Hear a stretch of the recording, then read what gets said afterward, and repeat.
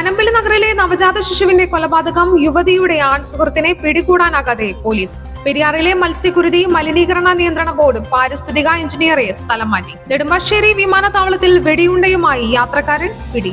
അവയവക്കടത്തിന്റെ മറവിൽ ലൈംഗിക പീഡനവും. യുവതിയുടെ പരാതിയിൽ അന്വേഷണം ആരംഭിച്ചു.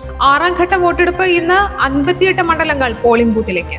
മദ്യനയത്തിലെ ബാർക്കോഴ ആരോപണം ക്രൈംബ്രാഞ്ച് അന്വേഷിക്കും. കേരളത്തിന്റെ പുതിയ മുല്ലപ്പെരിയാർ അണക്കെട്ട് നിർദ്ദേശത്തെ എതിർത്ത് MK സ്റ്റാലിൻ കേന്ദ്രത്തിന് കത്തയച്ചു. ആന്ധ്രാപ്രദേശിൽ 13 വയസ്സുകാരിയെ സ്കൂളിൽ വെച്ച് സഹപാഠി ബലാത്സംഗം ചെയ്തു. 4 പേർ അറസ്റ്റിൽ.